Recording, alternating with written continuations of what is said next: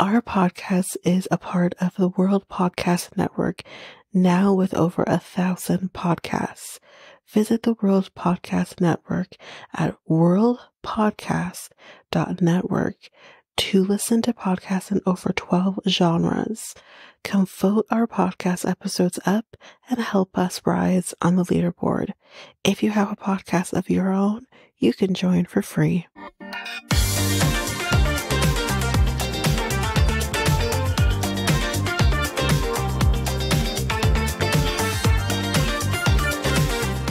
Welcome to Reality Tea Times 2, the podcast where we discuss all the trash reality TV we love to hate. I'm Tanika, and I'm back. Now, I don't know exactly what order you're going to get everything. I'm thinking I'm going to probably keep, this in some sort of order. But, I'm back. Like I said, I'm actually recording this about just shy of 2 weeks after post-surgery, kind of getting stuff going so you can get things as soon as I'm back and all that. But yes, I'm back. We're getting back into the groove. So before we kind of get into the episode, again, you're going to get all of the episodes as mentioned in the Love and Translation episode, which I believe came out March 29th, as well as the announcement is pinned on the Facebook page as well. So I'll leave that pinned until we get through all the episodes, so you know what you're getting. So there's that. Next, we have a lot of hot goss that we're going to go through. Some of this might be somewhat old news, but I want to discuss things with you. So I'm going to be doing that as well. You're going to get maybe 3 pieces of hot goss each episode, and we'll work those through the episode. So that's what we're going to be doing. But without further ado, let's head into the hot goss. So now I've been holding on to some of this for quite some time. I don't have a lot of information, but I kind of just saw it on Facebook. I'm like, oh, okay. So if we remember Jessica from the first season of Love is Blind, she is now married. She got married to a man named Dr. Benjamin McGrath. And yeah, they started a relationship, I guess, or he kind of slid into her DMs, I believe, right before COVID. And they've been going strong ever since. So, she is happy. And congrats to her. And hopefully her dog is not drinking wine anymore. So there's that. And moving on to the next piece of hot goss. Now, this is a trigger warning. This is pertaining to Christine Quinn. If you remember from one of the previous episodes before I was gone, I did talk about a DV situation prior to me leaving that happened between Christine and her husband. So, skip ahead, look down at the timestamps. I will timestamp this, and just look down at the show notes, and you'll know when to skip on past this if you don't want to listen to this. So, starting now. Christine Quinn claims that her husband, Christian, trapped her in their Hollywood Hills home, among many other allegations in a restraining order that she filed a few weeks back now. The former Selling Sunset star's husband was arrested on March 19th, as we know, amid alleged domestic violence incident, which also involved her son. Again, which we didn't know about this part, he apparently the following day returned back to their home, which in turn violated an emergency protection order that had been put in place following this incident. So he's an idiot. So on Tuesday, again, that's a few weeks ago, Christine filed a temporary restraining order against her ex. I'm assuming her ex now. As we know, married back in 2019. We kind of saw little things here and there on the show Selling Sunset. And she claims that there is a history of volatile and erratic behavior, which she mentions in the restraining order. In the document, the celebrity real estate agent, is she still a real estate agent, guys? Alleges that her ex has taken, quote, extreme measures to prevent me from leaving the property and to isolate me and our son. She claims that he has locked down their front security gate, so, quote, we physically cannot leave.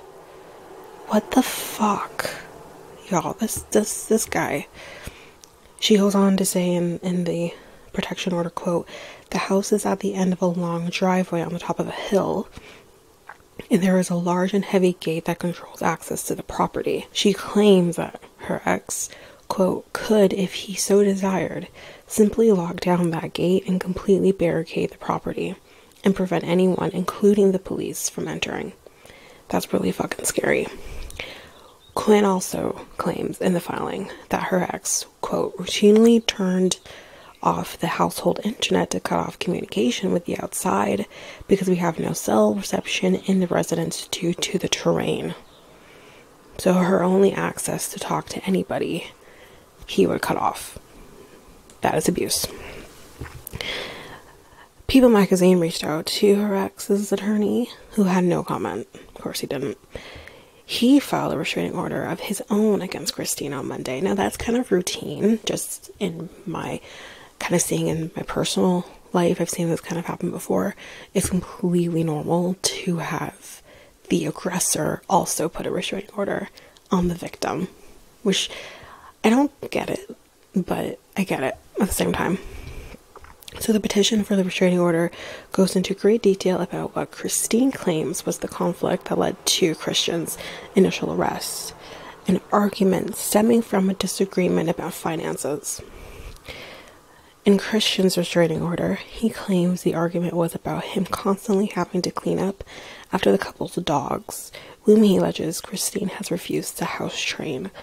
I don't fucking buy it. And even if let's pretend, if this is the case and you did file this restraining order because you are pissed off because she's not cleaning after the dogs or she's not house training, which, by the way, sir, you could house train the dogs yourself as well. But if this is the case, you have a problem if you're actually going to throw a bag of glass at your wife and then in turn hits your child. That's an extreme reaction to something kind of minor. In Christine's account, she says the argument began the previous night on March 18th and involved an alleged tirade during which she claims Christian threw a number of dried flower arrangements at her, poured a can of soda on their bed, threw dog feces at her, and urinated on their bedroom floor. The Amber heard of it all. So, she says in the document that she called her son's nanny to help her arrange to leave the next day. She says, quote, I needed to start making plans to leave him and extricate myself and our son from the house because Christian was becoming increasingly volatile and erratic. Christian was arrested, as we know, for this. Well, actually, no, we don't know. This is actually the second time. He was arrested for the second time on the following night, following this incident, after he allegedly violated an emergency protective order, as mentioned previously.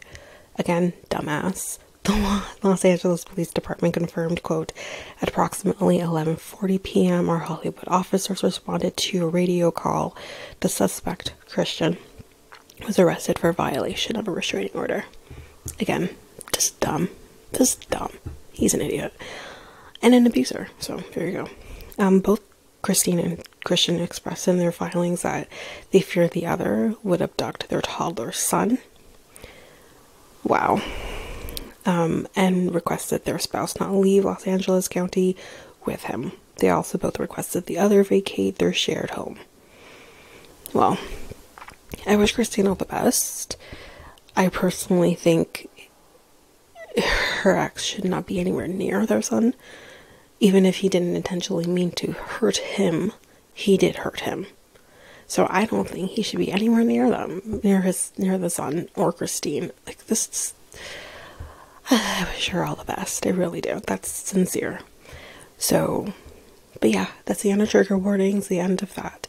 Let's move on to the next piece of hot goss and the final piece of hot goss.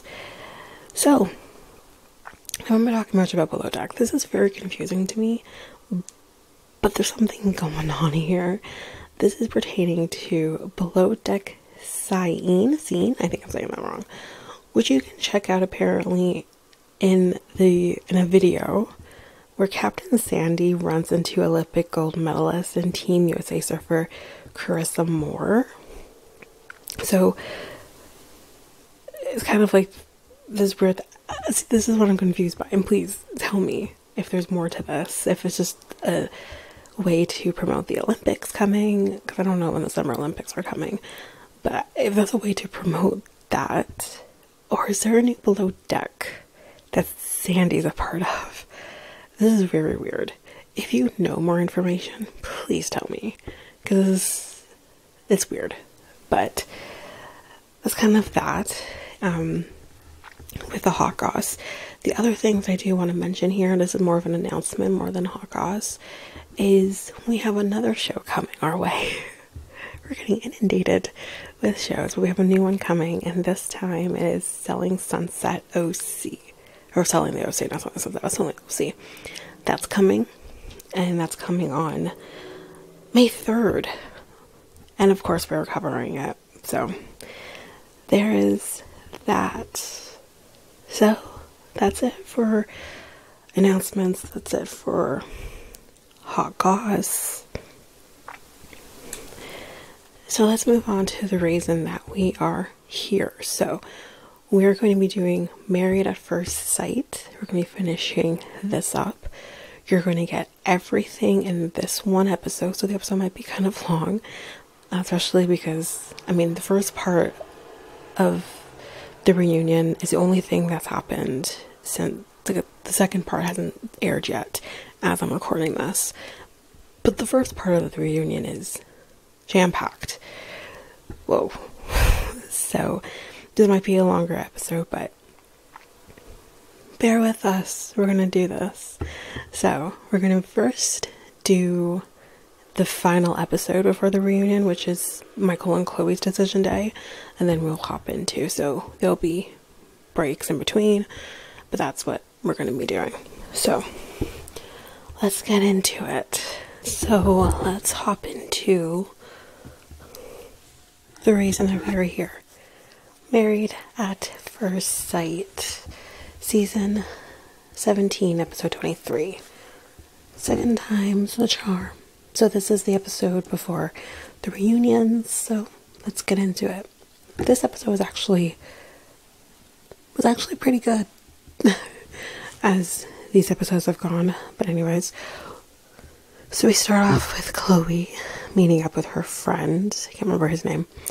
And she says that she's not really ready for decision day. Chloe tells him that, Michael told her that he feels that he is not built for marriage. I'm sorry, what? I mean, this is a person who was saying that he really wants to be married and was really affected by Runaway Bride not going through with it. And seemed so eager to go through this again. For him to say that he feels he's not built for marriage, I'm very confused. And I'm very disappointed in that. So honestly, it just doesn't make any sense to me. She believes that he will say no on decision day. And we'll see how that goes. Obviously, at this point, I think a lot of us know how this turns out. But yeah, her friend says, how did this change so quickly? Because the thing is, I think her friend also was pretty skeptical of this whole thing. She was maybe skeptical of him, obviously not knowing him, whatever. But I think it was pretty clear that they had a really great connection. So the fact that it's gone from a great connection, a great match, to a not working out, it's quite a 180. This whole thing. And she thinks that he is scared. And now she says that she's scared herself now, because this is clearly not how she saw this going. He asks, do you think it's worth trying past this to see if this can work? And she gets very emotional and says she can't picture life without him, but also can't see her being his person, because that's how he's making her feel. She says she's never felt so, can't read my handwriting. I think she said that she felt that she's never felt so like scared or unsure as she does right now in her whole entire life. And that's saying something. But let's move on past that. And now we're going to be seeing some of the older people now. We're going to be meeting up. Everyone is going to be there except for Brennan. No surprise. Claire, she's barely working, and Cameron's probably just done with this shit. Orion says that he does say hi to Laura as he walks in. They're like at a bar. And she just stares at him. She actually, I don't even think she looked in this direction. She's so done. And I have thoughts and feelings about everything. Then it gets pretty awkward, you know, when they're kind of like asking, oh, you know, how are you, Chloe and Michael? How are you guys doing? And it's kind of like, like they're not doing great. It doesn't, obviously at this point in time, does not look like they're going to go the distance. So they're kind of like, they're all still together, right? Well, Austin and Becca have exchanged texts apparently, so that's an improvement. And it's been fine. It seems to be hard on both that they're not together in this moment, which says something, but at the same time, I mean, I don't know. I have a lot of thoughts. Again, I'm coming into this, you know, post watching the first part of the reunion, and I have a lot of thoughts and a lot of feelings. So anyway, then Orion tells Laura, you are a great woman, okay? And Laura is just not about this. She tells everyone, you know, with my, you know, now diminished, dissolved marriage, I'm checking out. And Orion says, I'm just trying to take it in, you know, the whole text message of it all. He's just trying to take it in and see how to kind of respond, even though I think it's been like 2 weeks, you know. And she tells him, no, take your time. 9 years, 9 days, do you. Like, it's all, you know, she doesn't care, she says, which I disagree. I think there's a part of her that does care, and she's hurt because you have this expectation that he placed on her, you know, not taking that away from her, but it's just like, own the fact that you do care. You know, that's okay. But then tell him, with that being said, my walls are up, my boundaries are in place, and my boundary does not allow you to be in my life going forward, or whatever that may look like. Emily asks, you know, do you want him to respond? Because again, it feels like you do. And she says that she, you know, she doesn't really care whether or not he does or he doesn't. Orion says, but I think you do. And again, I said that already. And she says her text to him did not necessarily warrant a response, but, you know, he says that he was going to respond. He didn't respond. It's now been 9 days with no response. That just kind of shows, like, when someone's, I mean, I've never been in a position where I feel like I have to take a moment, a step back, and, you know, say whatever. But I feel like if you are going to do that, if you do need to say, listen, I want to make sure that I'm not like just responding to respond, or not taking the time to think through what I want to say to you. I want to, you know, make sure I'm saying the right things and I'm taking in what you're saying and giving myself that time. 24 hours max. Maybe I'll give you 48. 9 days. That tells me, as a person on the outside, that you don't care enough to respond or whatever. Just don't bother. You could simply just say, okay, Lauren, whatever. Okay, I hear you. I respect it. You know, I'm going to acknowledge what you've said. Maybe I'll come back with something. But right now, I acknowledge what you say. And fine. Like, it's the dangling the carrot thing that I don't disagree with her on. I agree, he's dangling this carrot in her face, and it's not fair. When he was the one that facilitated the divorce for his reasons, he facilitated that. He is the reason they are not together. And then when he facilitates, oh, maybe we can have a friendship, and you're dangling that carrot in front of her. It's like, it's him constantly being in this power that she doesn't no longer have her own power, so she's taking it back. And I don't disagree with that. I do disagree with how she approaches it in this moment, in certain aspects of this conversation that they have, which we'll get to. But I don't disagree in principle with what she's trying to do. So after she says, like, you know, it's been 9 days or whatever, he says, oh, you've been clocking the days, which does kind of show like she does care.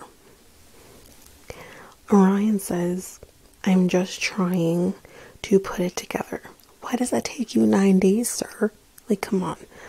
Anyway, try to put it together because it felt, you know, like, you know, you're kind of psychoanalyzing and you have expectations. Well, yes. I mean, you know, I'm not necessarily psychoanalyzing, because I don't think that's what she's necessarily doing. But for someone to have expectations of people, everyone has expectations for people in their life, no matter who that person is in their life. It could be an acquaintance, a friend, a best friend, a romantic partner, or whatever. You have certain expectations of people in your life. But I think, generally speaking, the most fundamental expectation that I think everyone has on anyone in their life is respect, and respecting my time, and respecting my mental state. Orion isn't showing, I think blanketly he respects her, but I think he doesn't respect her time, and he does not respect her mental health. Because if he did, he wouldn't do what he's doing. So for him to kind of say to her, oh, you have these expectations. Well, yes, everyone has an expectation on people in their lives. So her having expectations that you do at least the fundamental, the basics of having some sort of relationship, whatever the relationship is not unheard of. It's not weird. It's not crazy of her. It's basic. So she's like, I'm just giving you what you wanted, which is, you came to me at the retreat. And she does say this. You came to me at the retreat. I was going into the retreat being cool, calm, and collected, not giving a shit about you, and being going to spend time with my friends.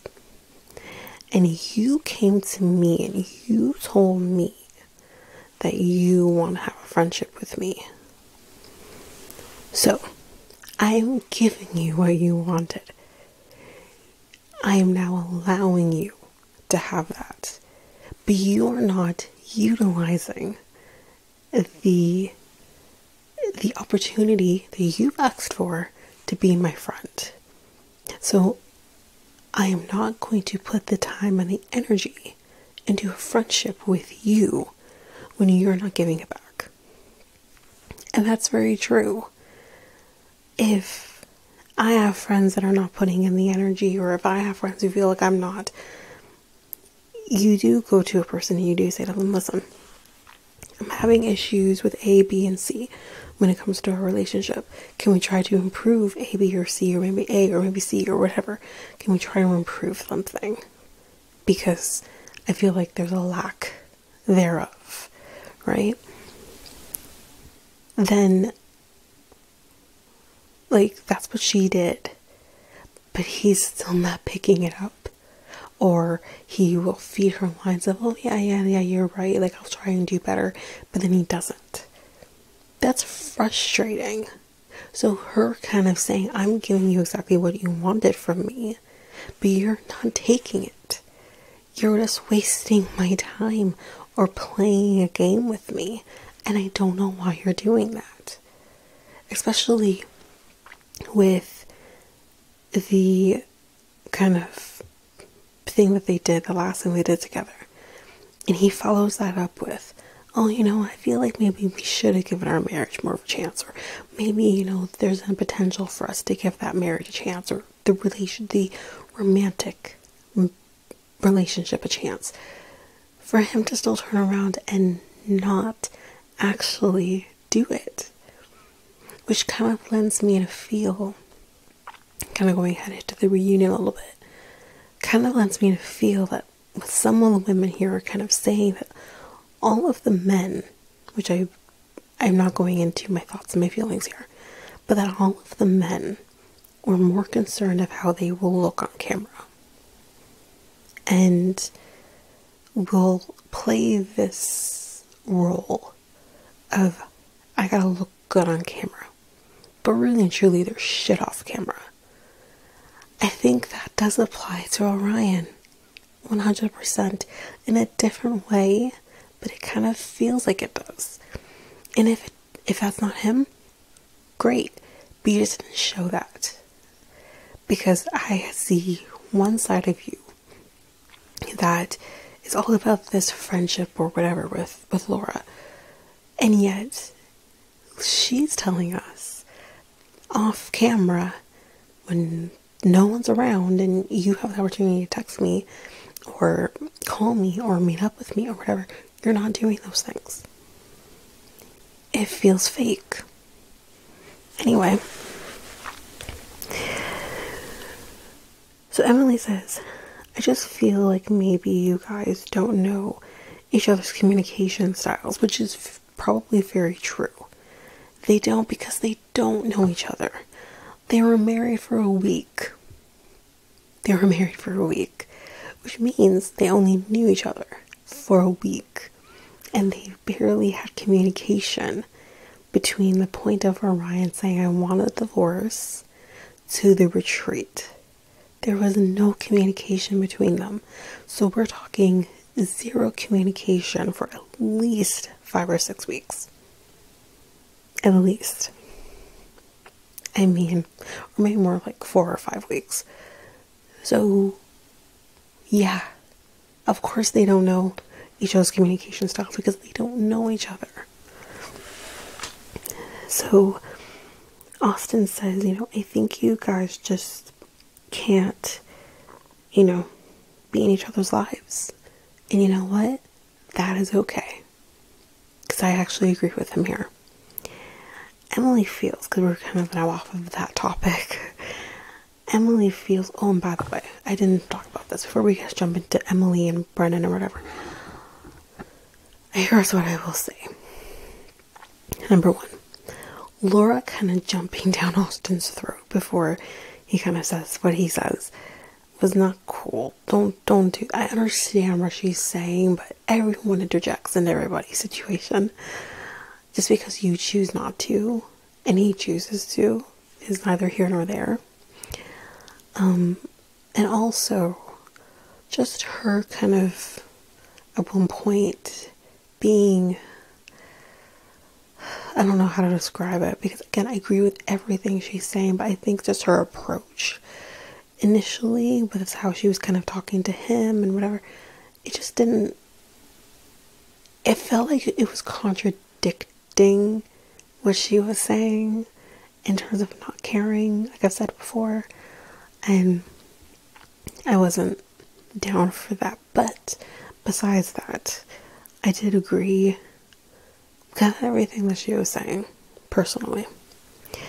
So now, let's just go through this. Emily and Brennan, she feels that, he was being calculated, no shit.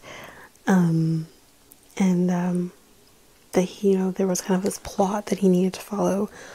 More on that later. And she says, like, from, her perspective, it feels like, he cut the process short. Again, no shit. Orion says, he says, in terms of, him, kind of cutting the marriage short and everything. He says, like, I just knew, by day 2 that he didn't want to be in this marriage. I'm sorry, what now? Because Laura says, well, that's interesting because by day 3, you're crying on my shoulder. Day 4, you say, give me time. Day 5, you left. So, I'm sorry? And at this point again, no one wants to let anyone talk and all that. And she's like, I get portrayed as this like combative person when I'm just an emotional person trying to make this kind of work. But he apologizes to her, and it felt kind of very genuine of an apology, actually. So, yeah. But that's it for that. I actually realized while recording this episode that I do have more of this episode I still have to go through. Who knew? Anyway, I think just to kind of end it off, because so I don't have to go back and watch this episode and I can just go to the reunion, I'm just going to quickly go through Decision Day, because again, we all know how this turns out, basically. And I'm not going to remember every little piece of this or whatever, but we'll go through it. If my memory serves me correctly, didn't Michael and Chloe also look at a place after this? Jesus. Anyways, Decision Day. They do Decision Day. And first of all, what the fuck was he wearing? Because again, listen, I love his unique style. It is what it is. Like, I'm not hating on his unique style. My issue is when you're coming to something like this that's very formal and whatever, you should be wearing a full-length suit of some sort, whatever. I didn't like the shorts thing. I thought she looked great, whatever. But, and I want to remember every little piece of this, but I'm not going to. It is what it is. What I loved about this Decision Day for her was her kind of really taking her power back in all of this and kind of saying, listen, I know you're not picking me. I already know this. I'm not going to sit here and say yes to you when I know you're not choosing me. I know you're not. I'm not your person. And that's great. It is what it is. But I love that she kind of took this power back from it. I thought it was great. But the thing, again, as I've kind of said, they both say no on Decision Day. Was something he kind of, says, I don't want this, whatever. And the thing that pisses me off about him, because I'm just like, wait a minute, you were the one that I was rooting for. You were the one that was supposed to make me feel like you really wanted this, because I didn't feel like the others really wanted this in the same way that he did, or at least I thought he did. And that pissed me off. I'm like, I was rooting for you. I wanted, because you are they will never do this again, the experts. You are unique in this whole process in this show. We've never had a runaway bride. And we've never had the groom who was jilted at the altar have a second chance at this process. And for him to screw it up so royally and to choose to not work through things like, okay, your numbers on things that you want is extreme. Because to me, that's something y'all can work through. Now, he never brought this up to her, from at least what we saw. He never really says to her prior to decision day, listen, there are some things I have issue with, and here it is. Can we talk through this and kind of figure this out? I mean, he did talk to her about the quickness of moving and everything, but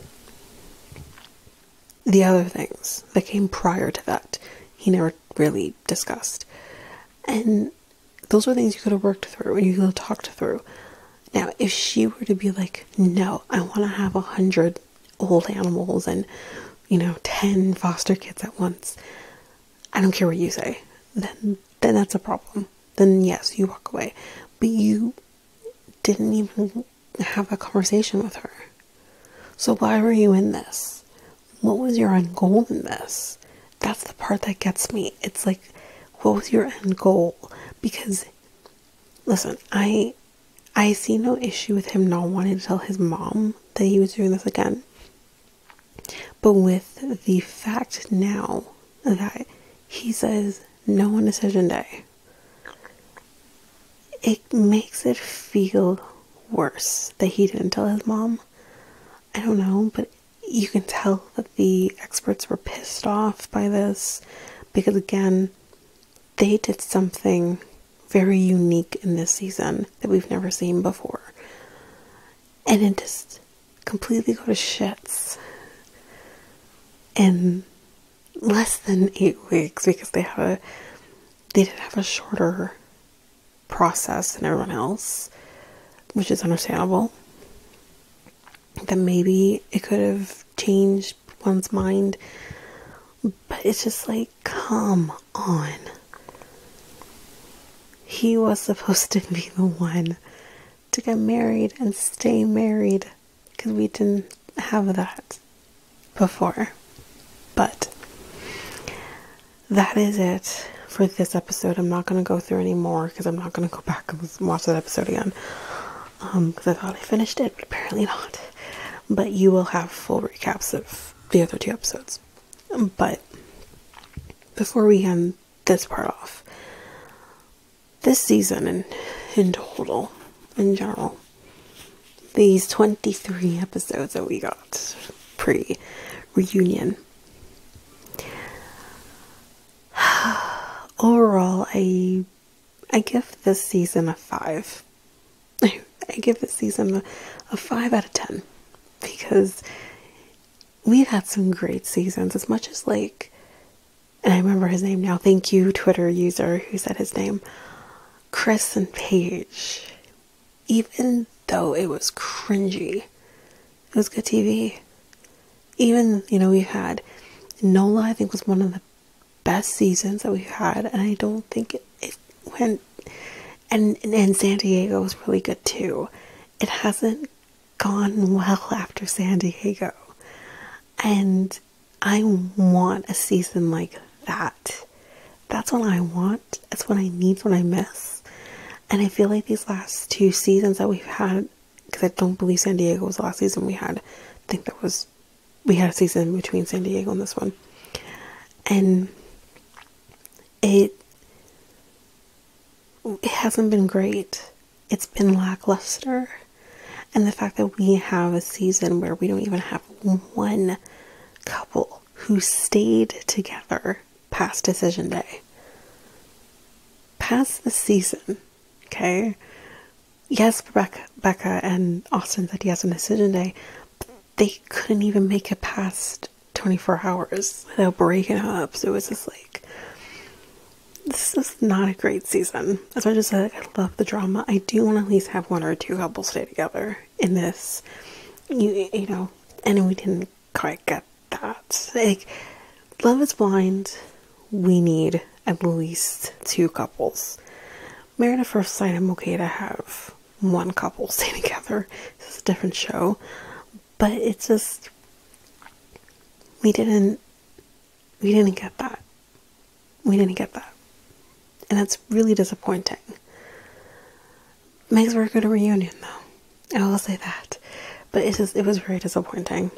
So that's the only thing that I'm going to say on that.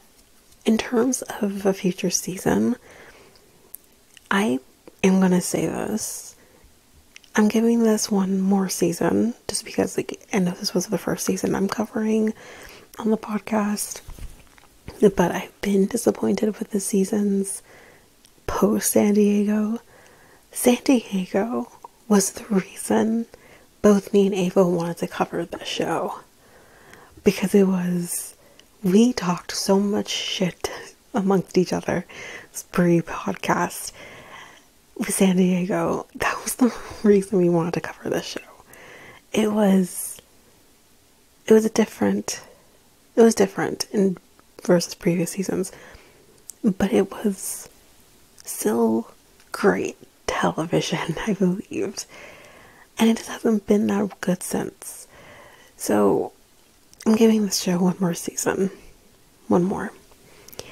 If it is anything like this season, I will not be covering another season. That will be it. I'm giving one more. Season 18 better deliver, or it's being dropped from the roster. But that is it for this episode episode 23 of Married at First Sight. We're going to take a break here, then we'll hop into the first part of the reunion.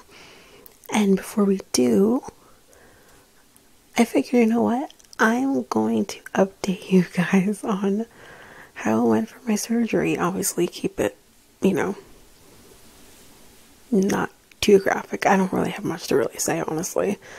Nothing's been too graphic or anything with it because it was all laparoscopic. But I'll figure I'll just give you a little update on that and how I'm doing and where I'm at, and I'll do that, and then we'll hop into the reunion part 1. And I am back to talk more Married at First Sight. But before I jump into it, I am gonna tell you the story. And of course, like I said, that I'm gonna keep it, not too graphic. There's some funny moments, some irritating moments, all that. So, how things seem to work with surgeries here in my country. You just wait to find out when you're gonna have surgery, and I literally found out the day prior, less than 24 hours before that I was gonna be having surgery at 11:10, I believe, in the morning, and that I had to be there 90 minutes earlier. So 11 o'clock, sorry. I had to be there 90 minutes early. I got there 9:30. And I am then told that my surgery is actually at 1:10 in the afternoon. Now, the whole thing with this is that the part that's irritating here is because you can't eat from midnight. You can't drink anything for about 3 hours before the actual surgery. So I literally took a sip of water, and really and truly the amount of water or clear liquid that you're allowed to drink is minimal. But I literally got up at like 8 o'clock, first thing, took a drink of water, and was like, here we go. And yeah, so it was irritating to kind of find out that I'm there, waterless, all of that, and I can't even drink anything. And really now at this point, I have until 10 o'clock until I can drink something, but I don't have anything I can drink. So anyway, they say, because we asked, okay, should we leave? We would come back? Like, what should we do? And they're like, no, we can bring you in. So I'm in so there's two different sections. I'm in this one room first where you get changed and do the gown and all of that. And here's the other sucky part. Ladies, I had my period as well. And I had literally just gotten my period, like the day I found out I was having surgery, so the day prior. And I had gotten it maybe 2 hours after finding out that I was going to be having surgery, when it should have come like on the Monday. So my surgery was on the Thursday. I got the call on the Wednesday. I should have gotten my period on the Monday. So that did not happen. So yeah. So I'm also dealing with that on top of everything else. And you're supposed to literally just undress to nothing, put this gown on. And I say to the lady, I'm like, I'm on my period. What do I do? So they had to give me disposable underwear, give me a pad, all of that. And I had to this is literally how I'm going. So I'm like, okay, great. And I get called into this other room that's kind of behind this other room that I was sitting in. And this is where I'm going to be until I go into surgery. Now, this is day surgery also. So I should be in and out, get to go home, all of that. So when I get there, they're kind of going through the motions, asking me all questions. And they're like, okay, we're going to hook you up to the IV. Well, my veins wasn't having it. They're like, no, bitch, no, because they poked and prodded on my right hand. They actually get it in, and then there's no blood flow. So because there's no blood flow for my medical, peeps out here, that means it's not in, and it's not going to go good. So they had to take it out, and they were actually using students from actually my college. And I said, no, because they're like, if you're uncomfortable with us doing it or whatever. And I said, no, I trust you, whatever. But they said, okay, we're not going to try and do it. Nothing's happening. They even used this vein finder, which is so cool, but it still wasn't working. And I had all the veins were there in my hand, but nothing was happening. So we're like, okay, they'll do it in the OR. Okay, great. So I'm sitting there and I'm saying, okay, it's like 10:30, 11 o'clock. I still have 2 hours to go before I'm in surgery. So you see all these people coming in, leaving, to the point where I am the last person, or I think there's like 3 of us left. And this is after 1 o'clock now. It's about 1:30, 1:45. No one's coming to get me. I have a nurse come to me and she says, my name. And I'm like, yeah, here. And they're like, yeah, so the surgeon said that he has an emergency surgery. So you're going to have to wait longer. And I said, how long is longer? And let me preface, it's only it's not even 2 o'clock yet. Okay. And I said, how long is longer? And they're like, about 3 hours. And I said, okay, let me also say, I haven't drank a thing. I haven't eaten a thing. I'm on my period. And I'm tired. So I'm like, okay, whatever. What can I do? So I literally have to call my mom from old school way, call my mom from a phone because I don't have my cell phone because you can't have anything with you. And I'm just like, okay, great. Sounds about right. And I had to call her, tell her what's going on. And she's like, aren't you hungry? Yeah, but what can I do? Right? So I'm literally the last person in this little seating area with my blanket in this comfortable high chair waiting for someone to come. And I'm going in and out of sleep because I'm tired. And finally, the nurse comes to me and she says, let's get you in. We're ready to go. She was, I'm actually, I want to say at the end here, the nursing staff, the doctors, everybody was just amazing, but I'll get to that. Anyway, she comes and she gets me and I go into this kind of scary hallway a little bit. I'm like, oh my God. But I get into the room. It's nothing like what you see in Grey's Anatomy. And I'm just like, okay, here we go. And I have to like get ready to go, lie down here. And the anesthesiologist comes in and he says, okay, we're going to give you this medication because I actually have AFib. And I was diagnosed with AFib during my last kidney stone attack, which was about 2 years ago. And he said, because of the AFib, we're going to give you this medication. It's going to calm you down because the AFib can be brought on by stressful situations. My heart rate can go really high and it's not good. They're going to give me this medication that I call the happy medication. I don't know what it's called, but that's what I call it, the happy medication. Because y'all made me real happy to the point where I'm like cracking jokes with these people, kind of saying, oh yeah, here I am doing a gallbladder surgery after I watched like Grey's Anatomy, The Good Doctor. And they also had like in the same week, both shows had episodes of people having to have their gallbladder removed. And I'm like, what sweet hell have I entered into? And I'm like cracking jokes about this. And then the, anesthesiologist said like the medication is going to make you sleepy too. And I'm like, yeah, I think that's happening too. And then of course there goes the anesthesia and I'm out. And I don't remember a damn thing until I woke up being screamed at by a nurse to wake up. And I'm like, I'm just so out of it. Surgeon comes and talks to me or trying to talk to me and I'm like in and out of sleep and the nurse is yelling at me to stay awake. And he's like, okay, I'll come back when she wakes up. And I'm like, yeah, sounds like a plan. And I ended up having to actually be admitted because by the time I was done surgery, it was like 5:30, 6 o'clock. And they were actually going to admit me. And I'm like, great, because I don't want to go home.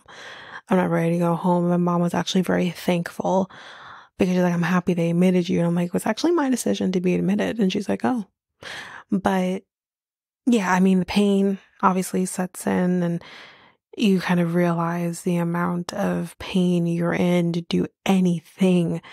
And but by, I would say about 1.5 to 2 weeks post surgery, I've been good. Back to my normal routine, obviously, or I am podcasting. So I'm back to my normal routine.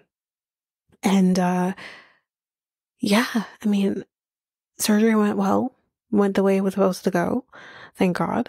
And yeah, but that's my horrific, yet funny, yet successful surgery story. So yeah, I was oddly calm throughout the day, luckily, which I think served me well for the circumstances. I was just very oddly calm for someone who's never had surgery before. And my mom was like, yeah, I noticed and I wasn't going to say anything. And I'm like, yeah, no, I was oddly calm. So, but it is what it is. Was probably the best sleep I've probably ever had. And, but yeah, you deal with the effects of the anesthesia after the fact. I think that's the worst part is the effects of it after.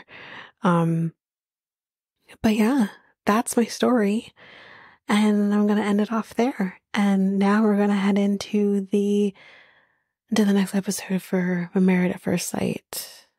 Now, I have a lot of thoughts about these episodes. And I don't know if everyone else feels the same way that I felt. I'm curious to know what everyone thought about these episodes and how maybe certain people came out. But let's get into it. So, hi Kevin. He's here with us to do this reunion. And we got the complete cast here. And the first thing you notice is that 4 of these women, so Becca, Emily, Claire, and Lauren, are all wearing pink. Like, what the fuck? More on that. And they apparently are living very close to each other. They're all neighbors now. This feels like boundaries have been crossed personally. But anyways, Cameron says he's doing better. But Austin and Michael apparently are very close with each other. Maybe the other men are not so much. Cameron is sorry, I think I went off. The men barely talk to each other, but Austin and Michael are friends, and then Cameron is doing better. But he is always going to have to deal with this. Now, I realize I think me and him do have the same situation, but what he has is a lot more rare and is a lot more problematic than what I deal with. And he is right. AFib in general is something you're always going to deal with. He's going to kind of learn how to deal with it, so that you don't have any attacks. But of course, like what he deals with, like, can be, I mean, but either way, it can be life threatening because it can lead to other things. But like what he dealt with is way worse than anything that I was experiencing. But you can you literally feel your heart is just not okay. And it's scary. And for anyone who's had AFib or deals with it knows that feeling. But anyway, Emily is doing better too. She just got the cast off, so she's doing good. Good for her. They apparently are all wearing pink in solidarity. Great. This is lovely. But anyways, Chloe is not wearing pink because she missed the memo. Yeah. She barely talks to any of these women. And you know what? I think that's for the best. I think Chloe's a lot better than a lot of these women are. I'll get to it. And I think it just really shows the difference between someone who's almost in their 40s or almost 40 and people who are barely 30. Okay. And I actually expect a lot more from like Lauren's the oldest one there besides Chloe. And she's all in this fuck shit too, and it's ridiculous. I honestly think the only person of the pink ladies who actually seem to really be a lot more understanding and be someone that I wouldn't quite loop in with the others is Becca. I mean, Lauren for the most part was pretty okay. There's one point where I got a little frustrated with her, but it's mainly Claire and Emily that I was like, fuck the both of you. And maybe that's not everyone's views, but I was very fucking irritated with both of them and their holier than thou attitude, but we'll get to it. Kevin says this is the first time where we have the ex couples not even sitting together. And why is that? Well, there's toxicity between everybody. They all hate each other, and the men are still worrying about the optics, and that was said by Becca. Obviously, if someone says optics, it's Becca. Then Emily says that some of the men ran away. Maybe. I think there's definitely some people who did. But in terms of Brennan, he literally put it in your face that he wasn't fucking interested in you, and you ignored all the fucking signs. I don't know if that's so much about him running away or more about you being stupid. I don't know. Personally. I don't know which one. Because I'm sorry, I'm not going to fuck around with a guy who is going to tell me to delete cams or control the narrative or any, cause again, I'm irritated with Emily, but that does not mean I'm not irritated with Brennan. That will always be the case. But I want to let a man do half the shit that Brennan was doing to me. I would be like, okay, if you're not going to end it, I will. I won't waste my time with you. Or waste my time in being unhappy, even if it was only for 8 weeks. Like, I'm not going to do it. At some point, this shit has to come to an end. So she says that both Brennan and Cameron were the two people who ran away. And Cameron's like, how did I run away?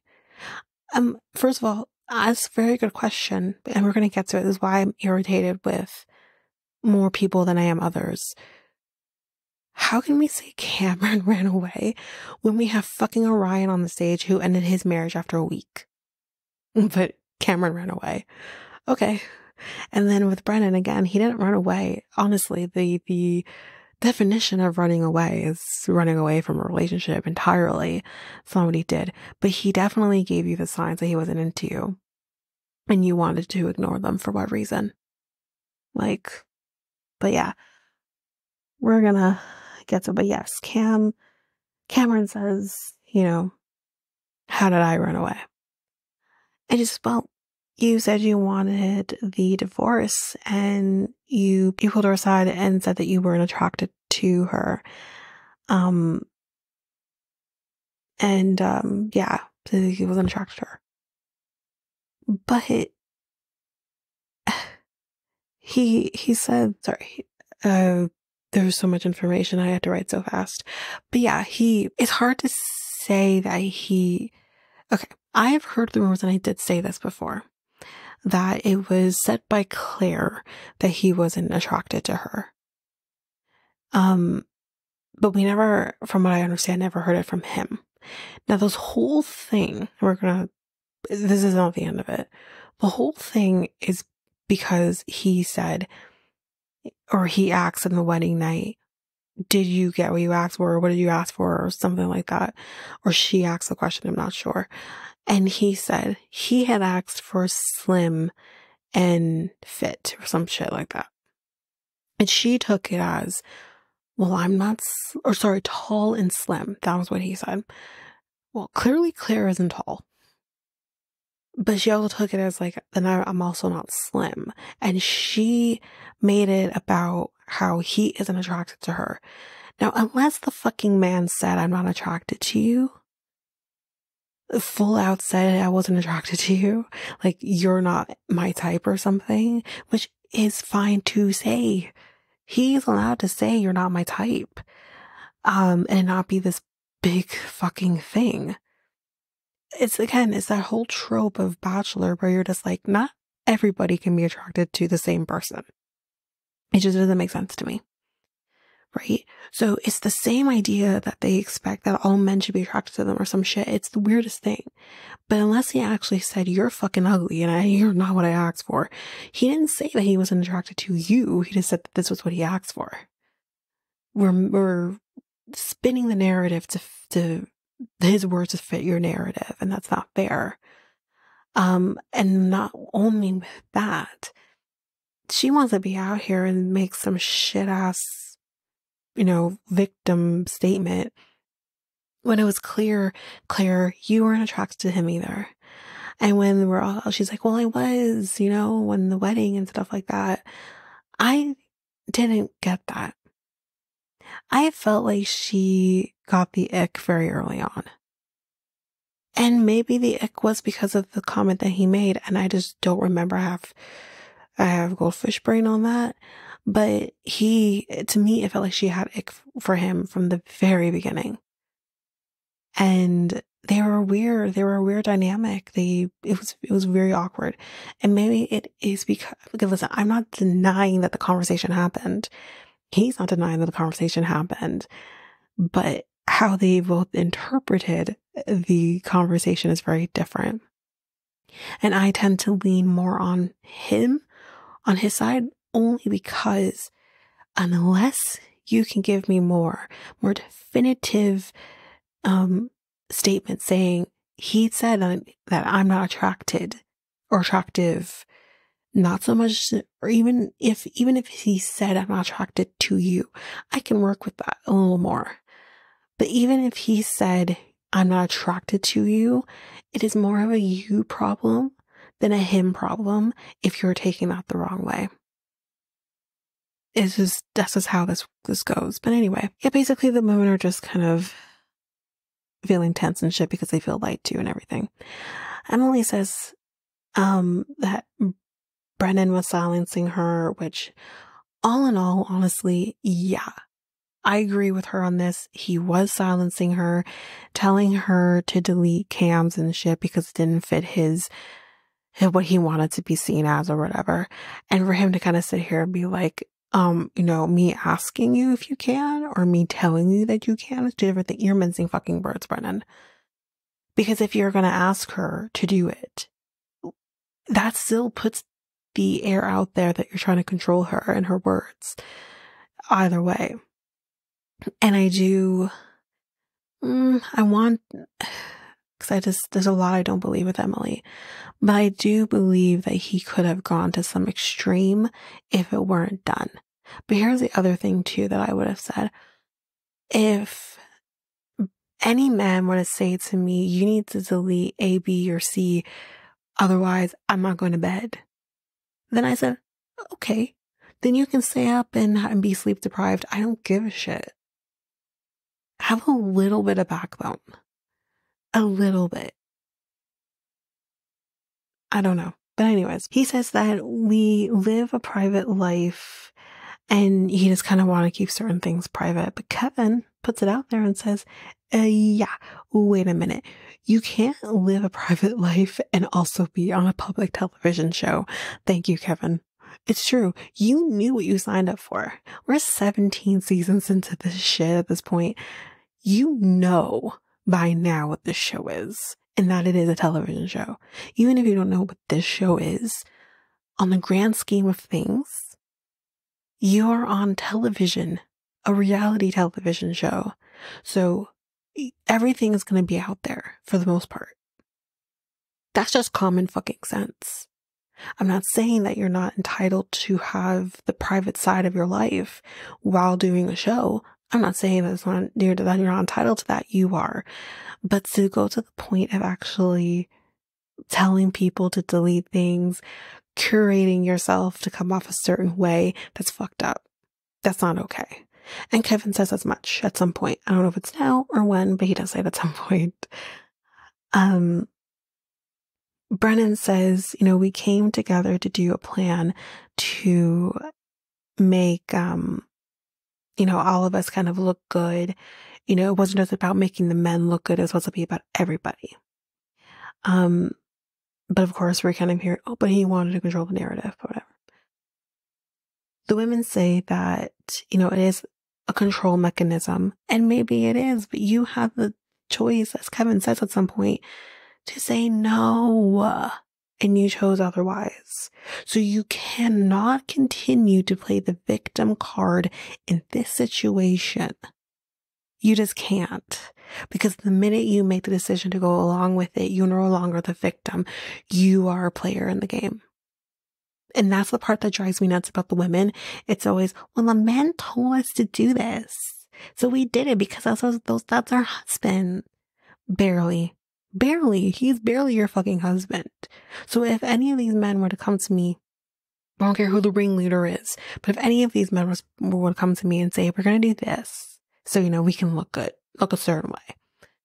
And I would have been like, the fuck no, this is not the process. And none of these women had the wherewithal or the sense in their head to say, we're not doing this.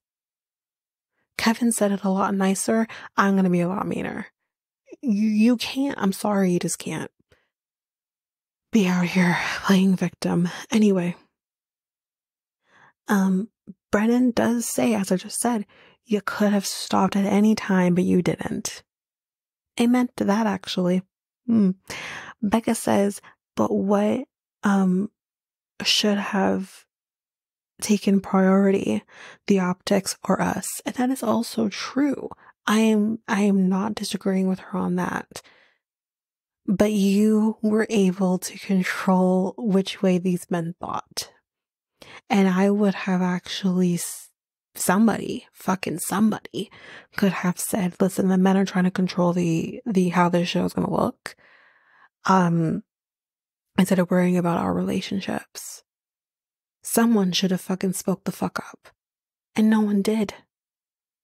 It's fucking ridiculous. So, he goes on to say, I think that's Brennan, that the men created the strategy or someone says it. I can't remember who says this. Someone says this. I think it was one of the women.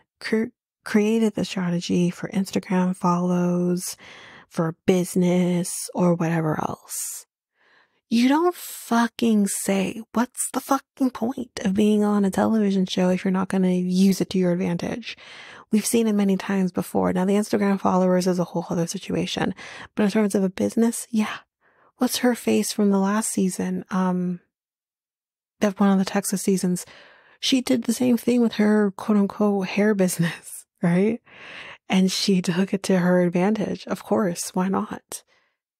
You're going to use your 15 minutes. Look at fucking Debbie from 90 Day doing the same thing, using her 15 minutes of fame for for her business.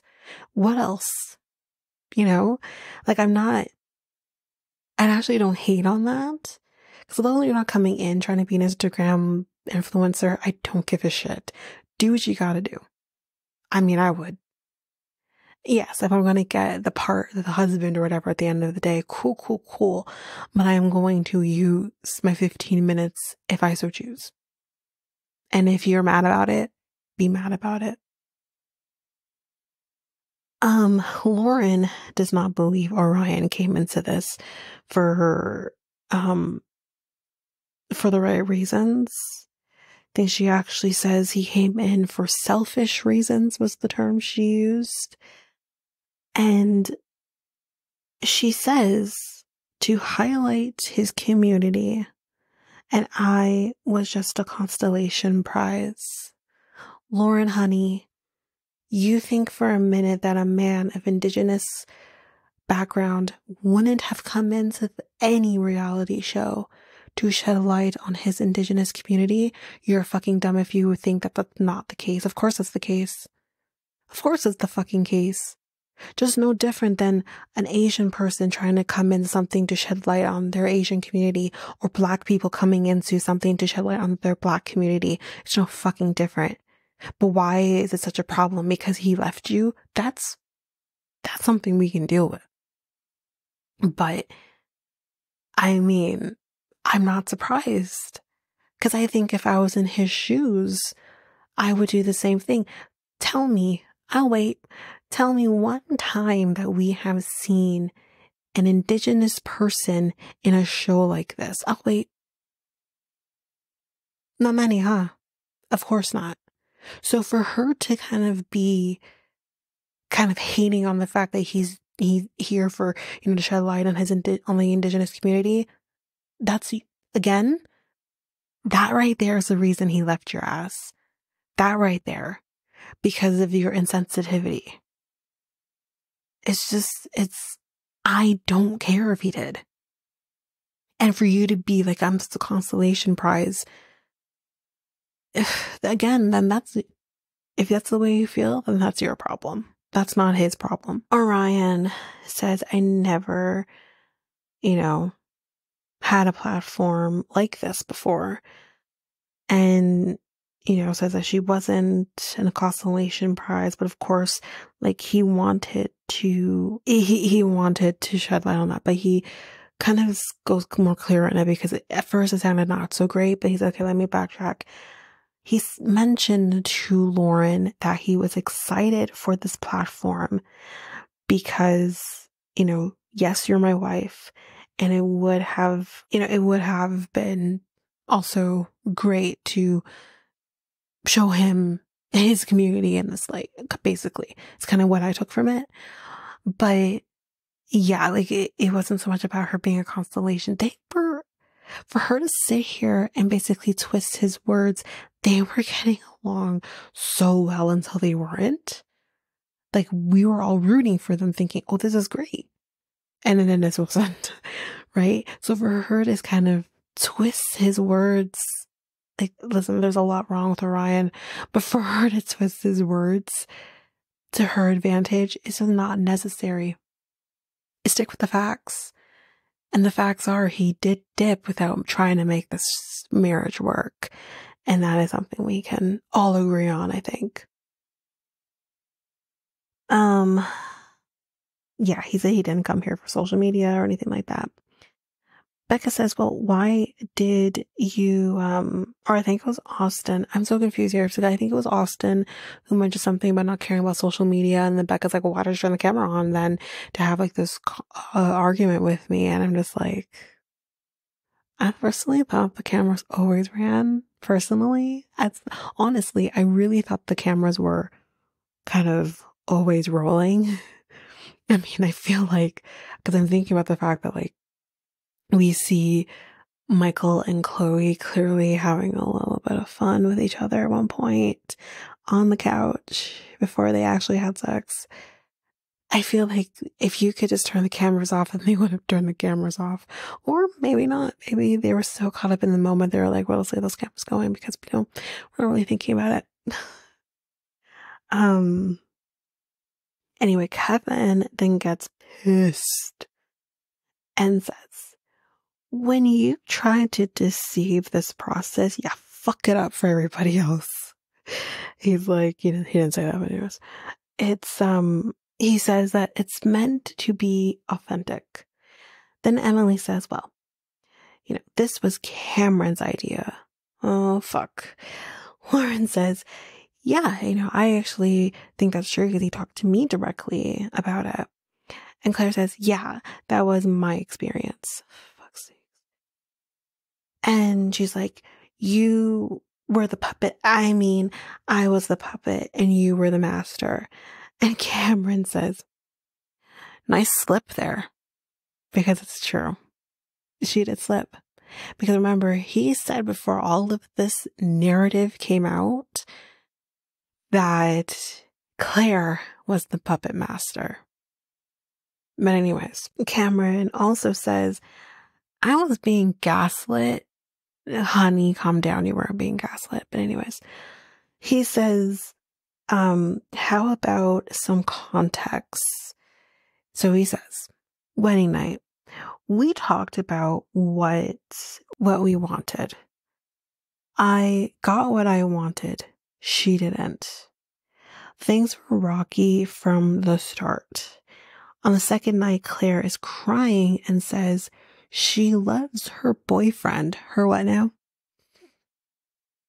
He says he was under the impression it was an active situation based on the fact that she said boyfriend and not like ex-boyfriend or something. He accuses her of fucking someone else, and the plot twists. She says, you're lying. And she says apparently, he says apparently she wanted to have sex with him right before the wedding. And she says, there was no boyfriend. I don't agree. I think there was. I think there was somebody. Like, where would he get this from? She says, I was in love a year ago. She says, she says about Cameron that she was not his type. He wanted tall and slim, as we talked before. She says 2 + 2 = 4. So I assumed I'm not his type. That is, again, you make an assumption, makes an ass out of you and me. Or you assume makes an ass out of you and me. So she says that she was attracted to him. No, she wasn't. He says that she was like worried or cared about the optics or something. So that is why they made up some issues about religion and not so much about everything else, because she didn't want to be seen as an asshole, I guess, for not being attracted to him. He's like, I don't even fucking give a shit about religion. Because I don't think I don't know if he's maybe necessarily atheist, maybe he's agnostic. Like, I don't think he gives a shit. And he said it was about establishing, his moment, I guess, his narrative to leave is what she's saying. And he says, yeah, because you despised me. Austin does say, I wanted to be married to Becca, because we're moving away from that for a minute. And he was attracted to her, but now he isn't. He's over it. It's fine.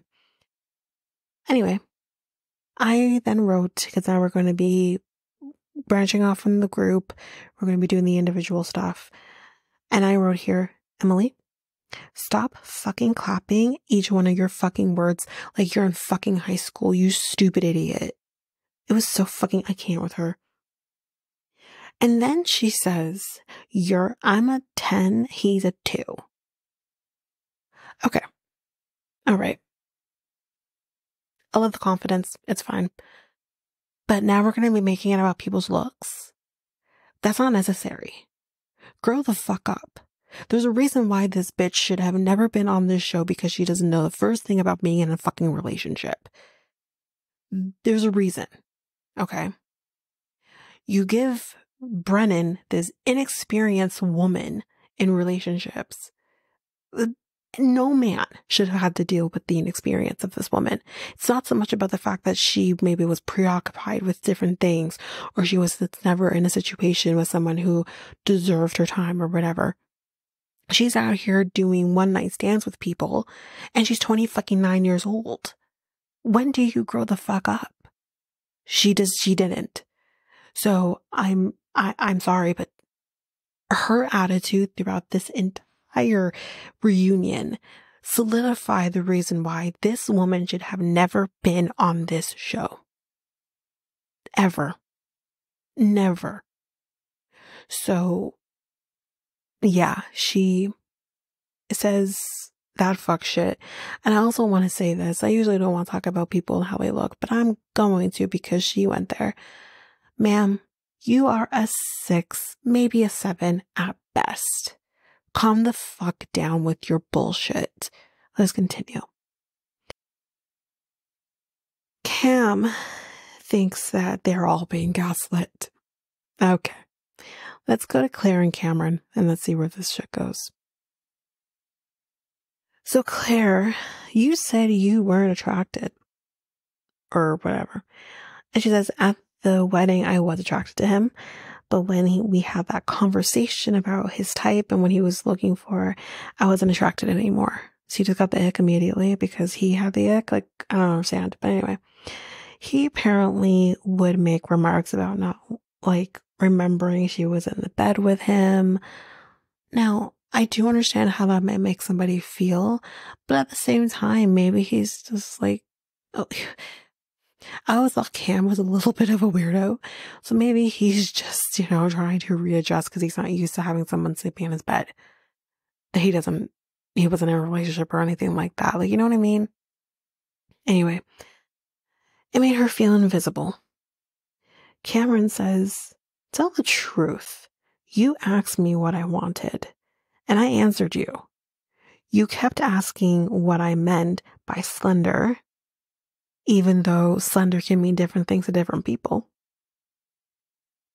He said something about Claire thinking he thought she was, that she had a flat ass or something. I don't know.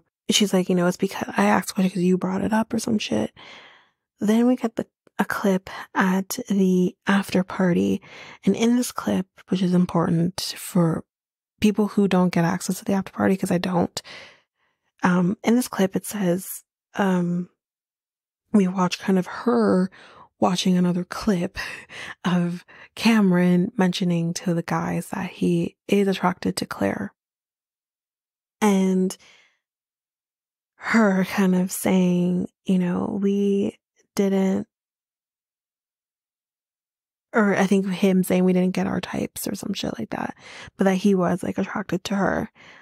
But he says, I did tell her that I was attracted to her all of the time. He's like, I told you that I was falling for you and you told me not to. And she says, the only thing that he would tell me is that he liked my butt. He's like, and she's like, okay, like, that's great. But like, she wanted more than that. And I get it, but whatever. So then we ask a question of Claire, whether or not she went to see him when he was sick. And Cameron's like, nope, she never came. She never did. And she's like, I tried to. He's like, nope. And he's like, she canceled every time. And she's like, I tried and you told me, like, I don't know whether he would ignore her or he said no or whatever. He's like, the only reason I told you not to was because you kept canceling. And he's like, well, he told me he didn't want to deal with my energy or something. And she's like, I can't believe he's lying about this. And she just starts crying immediately. It's not fucking about you, ma'am. But anyways, Then we get the scene of the breakup, and they're like, 1, 2, 3, divorce, that breakup. The scene apparently all fabricated. The actual divorce, claiming for the divorce, was real, but the scene itself was fabricated. He says she kept pressuring him to do it, and he didn't want to. He said, I didn't want to do it. She says, the scheming and all of this, but Kevin says, but y'all were scheming. Every fucking one of you were scheming, so enough. Claire, you were a part of it. You screwed yourself, is the term that Kevin says. He then says, Cameron, I do think back and I say we had good moments, and I do wonder what it could have been and still think about it. And Kevin says, what do you mean? Are you saying that you would like to try again? And he says, I am saying I would like to start fresh with the intention of starting over. The fuck you say? Here I was with Claire in terms of the manipulation, the manipulating. Why would you say this? It's weird to me. I didn't find this genuine. I did find this very, I don't know necessarily him trying to manipulate Claire, but him trying to look good on camera. This was very out of left field. It was very weird. We have seen him say this before, but it was just very weird. Claire says, no, thank you. She says if he, came here and took accountability, then, maybe. But she's like, 6 weeks ago, you told me that I was a psycho at the very same time of telling me that you love me. What? And he's like, you're completely taking that out of context. But again, you called her a psycho. So that's hard to take that out of context, honestly. And she's like, I don't trust him. And I totally get that. He asks, can I earn trust? And she's like, you're not deserving. Damn. She's like, I feel manipulated all the time by you. He's controlling me, which I don't understand. Okay, maybe I'm incorrect in the definition of control or controlling somebody, but he can't control you if he's not in your life. I feel like that means that he's not controlling you anymore. It means you won. I don't understand. But anyways, she's like, I will never put myself in that situation again. And I think that's the best way to go. So Claire, what's up in life? She says that she's graduating from her master's the following week. Good for her. Congratulations. She is currently seeing someone. Good for her. And Kevin's like, you could have just told them you were seeing somebody. We could have just ended all of this. Yeah. Anyways, Cameron started a new job in finance. He tells her, listen, I just want the best for you. And if being apart from me is what's best for you, then that's fine. And she tells him, she's like, I am moving on. And I hope that you do the same. And that's that on this drama between Claire and Cameron. Let's move on to the next. Becca and Austin. So Becca says, we had a pact of, a pact basically making it about them. It was them against everything else. Then the team stuff, I guess, with everybody else kind of got in the way, and he started lying to me. Then we get the scene where he says that there's a particular scene when they were at the skating rink. You remember that scene? Believe she says like everything was real in that scene, and he says the same. But she's like, I was protecting him by not talking about the argument that we had in the car on the way back home. And I'm like, okay, but at the same time, we don't need to know every little fucking thing. You know what I mean?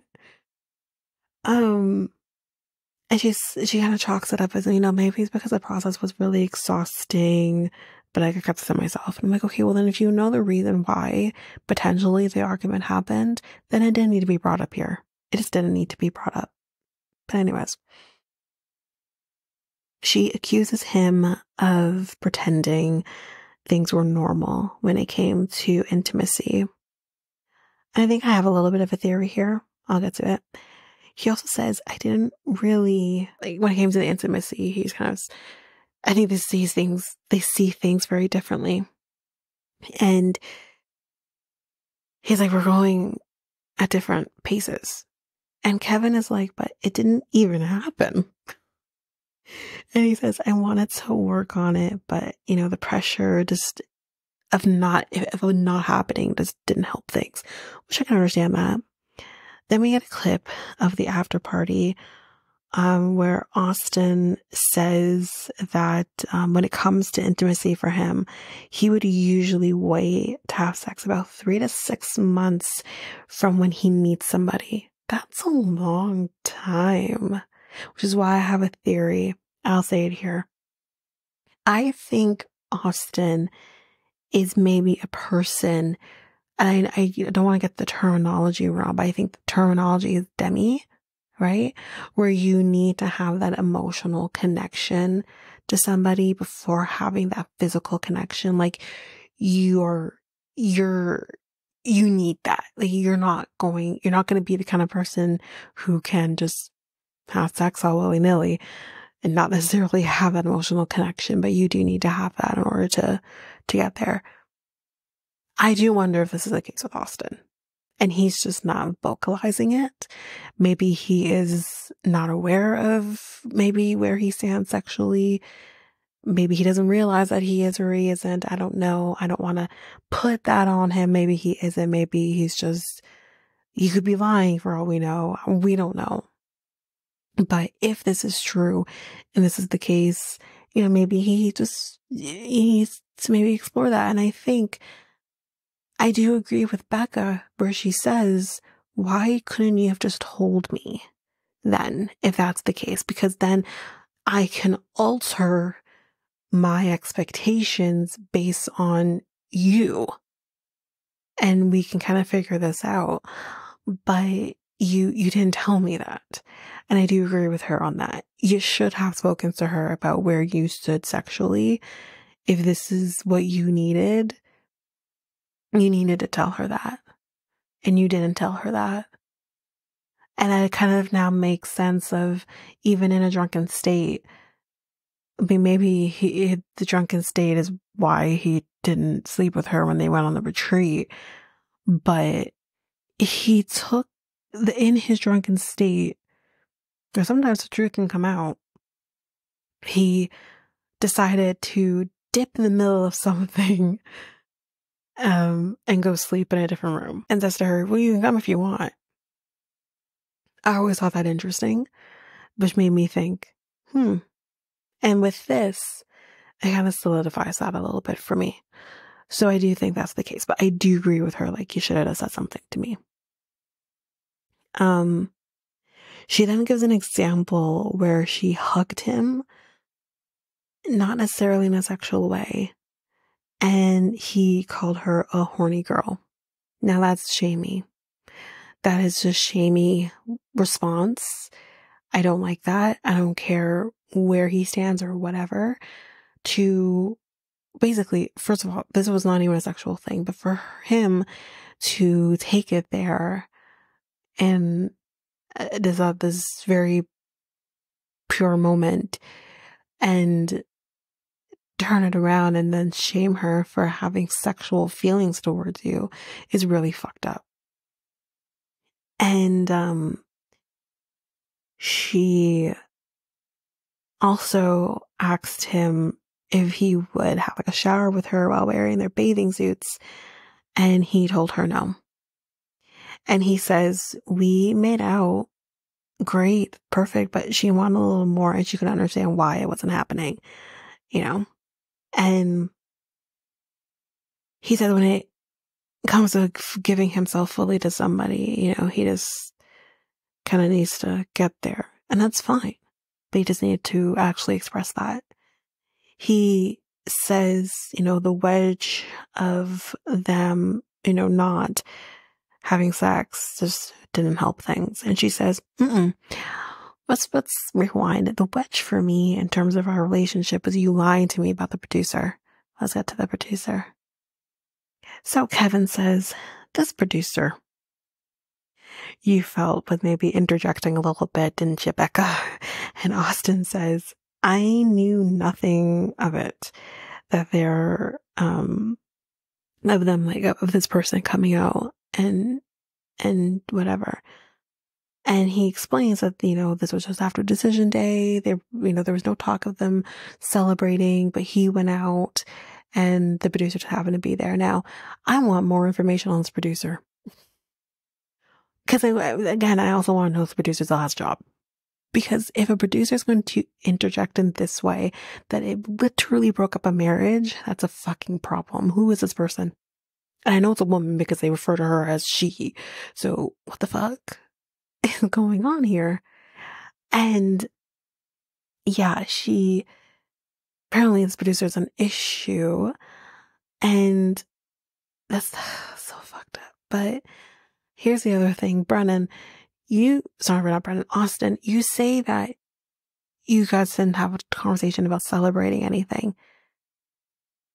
But why couldn't you say your ass home with your wife and do your own thing together? You just decided to stay married with each other. She stays home and you go out with Brennan? What the fuck? Like, I still stand by what the fuck in that moment. So he does say that it was stupid of me and all that. And she says, you said that it was always your intention to say yes on decision day and figure it out afterwards, basically accusing him of you were always going to say yes and you were going to find your way out of the relationship after the fact. And he says, no, I didn't say that. I don't think he said that personally, but it's hard for me to not believe Becca because, she's been fairly authentic, I think, through most of this. So it's hard for me to not believe her because I did find it weird with everything going on that she said yes that day. And with her saying this, it does make me think, okay, is it true? Because I for sure thought she would have said no. And I was also surprised that he said yes as well. So I am wondering, okay. It does, the things that make you say, He says that he wanted to have another wedding, actually.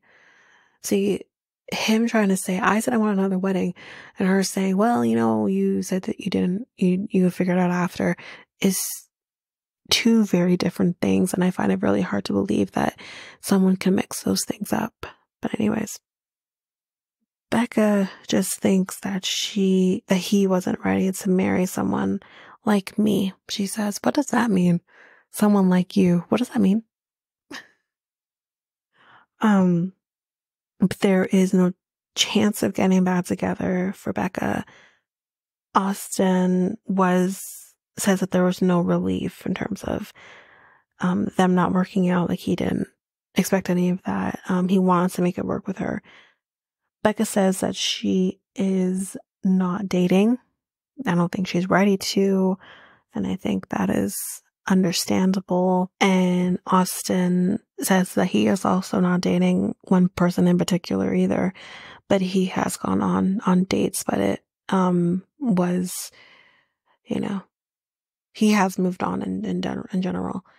He feels that they're doing a lot better, but for Becca, she still doesn't trust him, and the only way she will for sure trust him is for these cameras to fuck off already, and at least 2 to 3 years from now, see how things go.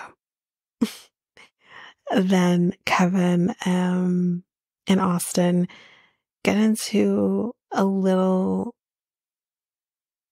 bit of a situation after this. Can't remember exactly what happened, but Kevin is kind of gunning for Austin. But we see after this Becca and Austin in a room by themselves and just hugging. And that's how I kind of know, like, Becca's a little bit different than everybody else here. And that is okay. But we are about an hour into this section, and the last section was about half an hour. So I'm gonna stop here just because, again, there's just so much information. And this is going to be a very long episode if I don't stop here. I'm going to finish up the other episode in a separate episode. And then the second reunion episode will be its own episode. There's just so much information here. So I'm going to leave it there. And we'll jump in with Chloe and Michael in that episode. So yeah, we'll jump in with them, and then we'll kind of see where we're at, if I will end up doing all of part 2 in one, or what. We'll see. We'll figure it out. But that is it for this episode, and we'll continue this on another episode. So if you like what you heard, please rate, review the podcast on either Apple Podcasts or Spotify. Also, don't forget that you can also share us with everyone in your life if you really love this. And I do want to read those reviews. I'm definitely getting 5-star ratings, but I want to read those reviews. So send me those reviews and I will read those 4 and 5-star reviews on the podcast. Also, we're on every one of your favorite podcast apps, every one of them, including, you can find us on YouTube at Reality Tea Times 2. If you want to connect with us, you can do so by going to either Facebook or Instagram at Reality Tea Times 2. You can also find us on Twitter, TikTok, Reddit at Reality Tea Times 2 Pod. We also have our email, which is at realityteatimes2@hotmail.com. Definitely want to hear from you guys. And we also have our new website where you can listen to all of these episodes. You can review the podcast on there as well. You can connect with me in any way, all the stuff. It's all there, and you can find me there at www.realityteatimes2, all spelled out, .podpage.io. It's there. And don't forget, I also have my other podcast with my friend Mikkel, Next Take Podcast, where we talk about all kinds of different topics. But you can find us on any of your favorite podcast apps over there as well. Or you can also go to YouTube, and you go to Next Take Podcast, as well as our website, which is solo.to/Next Take Podcast. So yeah, there's that, and that's basically that. And again, don't forget, if all of this information is overwhelming, we do have all of the links, everything in our show notes. But that is it for now, guys. Thanks. Bye.